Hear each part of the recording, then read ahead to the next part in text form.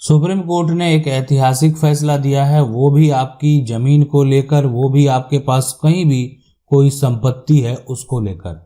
अगर आप नहीं जान रहे हैं इसको जरूर जानें। ये फैसला जो सबसे बेहद महत्वपूर्ण फैसला है। देखिए, मनोज के पास बहुत सारी जमीन है। इनके पास जो इतनी जमीन है आप देख रहे हैं, ये सारा जो इनका प्लॉट है, टुकड़ा है। अब लेकिन अगर ये चले कि इनके हाथ से अगर कोई जमीन जो है वो चला जाए, या ये मनोज जिस पर दावा पेश कर रहे हैं वो इनको प्राप्त नहीं हो, तो क्या होगा?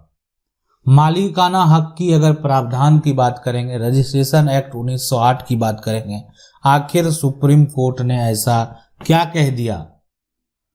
तो इस फैसले को जरूर देखें। अगर आपके पास कहीं भी कोई प्रॉपर्टी है, जमीन है, मकान है, या कोई अन्य भी प्रॉपर्टी है, तो एक ऐसा समय आता है, अब मनोज हैं, अब मनोज के 4 बच्चे हैं, ठीक है। मनोज का मान लेते हैं 4 बेटा ही है, ये भी बेटा है, ये यहाँ पर भी बेटा है, ये भी बेटा है, ठीक है, ये भी बेटा है, तो मनोज का 4 बेटा है। लेकिन एक ऐसा समय आएगा कि मनोज के जो बेटे हैं, मनोज के जो बच्चे हैं, उनको लगेगा कि हम जो प्रॉपर्टी एक तरह से अब अपने नाम पर जो है वो ट्रांसफर कर लें, ठीक है। तो वो क्या करेंगे, अपने पिता की संपत्ति को अपने अपने नाम पर ट्रांसफर कर लेंगे, ठीक है। अब मान लेते हैं कि ये एक तो विकल्प होता है, प्रक्रिया होता है, और ये प्रॉपर्टी जो यहाँ पर रजिस्ट्रेशन एक्ट है, और तो यहाँ पर जो है प्रॉपर्टी ट्रांसफर के बहुत सारे नियम, बहुत सारे कानून बनाए गए। अब है कि अगर कोई व्यक्ति ऐसा आया, कोई भी परिवार का सदस्य हो, भाई हो या अन्य कोई व्यक्ति हो, ठीक है। अब यहाँ पर अगर कोई अन्य सदस्य आता, मनोज ने क्या किया, मैं बात को समझने का प्रयास करें। मनोज ने क्या किया, अपनी जितनी भी संपत्ति है आवेश में आकर जो है ना वो गिफ्ट कर दिया। किसको कर दिया? गिफ्ट कर दिया। इसका नाम था सनोज, सनोज को, और सनोज कौन था? भाई। तो मनोज कर दिया, अपनी प्रॉपर्टी को गिफ्ट कर दिया सनोज को। सनोज कौन था? भाई था। गिफ्ट डीड बन गया, गिफ्ट डीड तैयार हो गया। और ये आपको यहाँ पर बता दें सबसे पहले कि प्रॉपर्टी जो है, जिस तरीके से आप देखते हैं कि सेल डीड के द्वारा आप किसी को प्रॉपर्टी बेचते हैं, उसमें टैक्स जो है ज़्यादा लगता है। तो परिवार के सदस्य को जो अगर आप प्रॉपर्टी दे रहे हैं, भाई को दे रहे हैं, बहन को दे रहे हैं, तो उसमें आप जो है गिफ्ट डीड भी दे सकते हैं। उसमें जो टैक्स था, यानी पहले के समय में काफ़ी कम लगता था। तो ये यहाँ पर अगर बात करें सबसे पहले, तो ये गिफ्ट डीड क्या हो गया, एक तरह से इससे प्रॉपर्टी हो गया ट्रांसफर, ठीक है, ट्रांसफर हो गया। अब यहाँ पर यह सवाल उठता है कि अगर मनोज का जो एक तरह से प्रॉपर्टी है उस पर अगर कोई दावा करता है तो आखिर क्या होगा? सुप्रीम कोर्ट में ऐसा ही हुआ, सुप्रीम कोर्ट ने ऐसा ही फैसला सुनाया है। आखिर मामला क्या हुआ उसको समझने का प्रयास करें कि मामला ये हुआ। उसमें सबसे पहले उस फैसले को सुनिए। उस फैसले में सुप्रीम कोर्ट जो है ये कहा यहाँ पर कि अगर कोई अचल संपत्ति है, ठीक है, तो अचल संपत्ति का जो मालिकाना हक है, यानी एक तरह से मालिकाना हक जो है वो बिना एक तरह से रजिस्टर्ड दस्तावेज का जो है वो ट्रांसफर नहीं होगा, है ना। एक तरह से मालिकाना हक जो है वो बिना यहाँ पर बात करें रजिस्टर्ड दस्तावेज के ट्रांसफर जो है वो नहीं होने वाला है। अगर ऐसा आप करते हैं तो उसका कोई भी कानूनी अधिकार आपके पास नहीं है।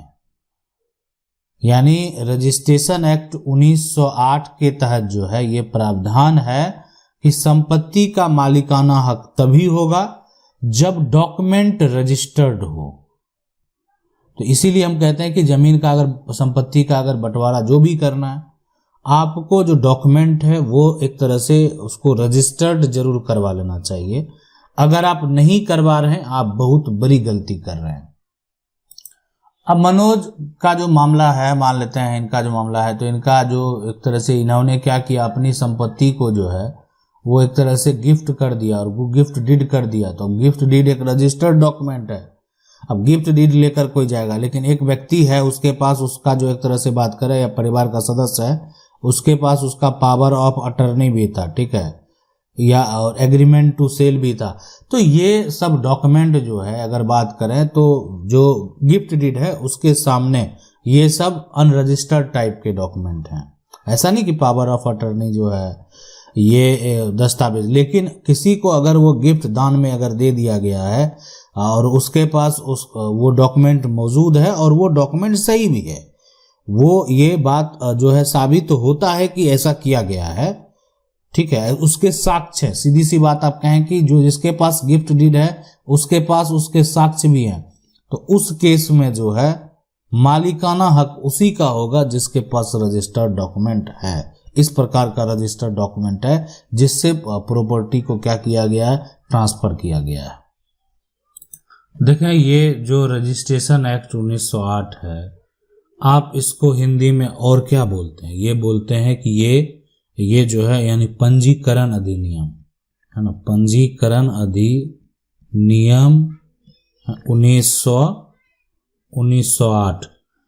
अब यहाँ पर है कि ये इसमें क्या है कि अगर कोई भी जमीन है, इस जमीन की जो है मान लेते ये जो टुकड़ा है इसका क्या होगा, इसका होगा रजिस्ट्री।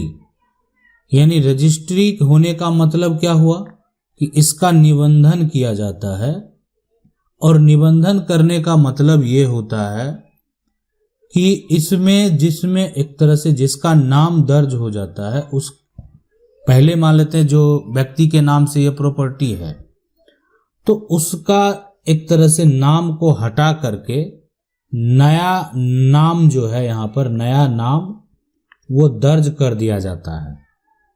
तो यही होता है, यानी हम आप किसको ट्रांसफर किसको कर रहे हैं, जमीन एक दूसरे जगह पर थोड़ी चला जाता है, हम सिर्फ कर रहे हैं ट्रांसफर उस नाम को, और वो जो प्रक्रिया है यानी उसके लिए बीच में एक जो डॉक्यूमेंट तैयार होता है वो होती है रजिस्ट्री। तो ये कहने का मतलब पहले का जो मालिक है, पहले का मान लेते हैं कि मालिक मनोज है। अब मनोज ने क्या किया, जमीन बेच दिया, बेचा किसके पास, सतेंद्र के पास। तो जो दस्तावेज है मनोज अब क्या किया, जाके निबंधन कार्यालय में, अब कहीं मान लेते बाद में 10 साल बाद मुकर जाएगा मनोज, हम नहीं बेचे हैं तो उसके लिए सबूत होने चाहिए, उसके लिए सिस्टम होना चाहिए कि कल वो दिखा दे कि देखिए आप बेचे हैं कि नहीं बेचे हैं। तो मनोज क्या किया, मनोज को निबंधन कार्यालय, यानी इसके लिए कानून है पंजीकरण अधिनियम रजिस्ट्रेशन एक्ट 1908, और उसमें जो बात करें जो रजिस्ट्री होती है, जो निबंधन होता है, वो क्या करता है, जो आपका डॉक्यूमेंट है जिसमें सारा का कुछ लिखा गया, ठीक है, आपने जो टैक्स है वो भर दिए, और उसके बाद इसको रजिस्ट्रार के द्वारा जो है रजिस्टर कर दिया जाता है, जो अधिकारी हैं उनके द्वारा वेरीफाई कर दिया जाता है कि किसी प्रकार का कोई दिक्कत नहीं हो। तो मनोज का नाम हट के अब जो है एक तरह से सतेंद्र का नाम ऐड हो जाना, यही प्रक्रिया जो है वो जमीन रजिस्ट्री कहलाती है। आशा करते हैं वीडियो अच्छा लगा होगा। वीडियो को लाइक जरूर कर दें। चैनल को पहली बार देख रहे हैं सब्सक्राइब करके जो बेल आइकन है उसको जरूर दबा लें। मिलते हैं अगले वीडियो में, तब तक के लिए जय हिंद।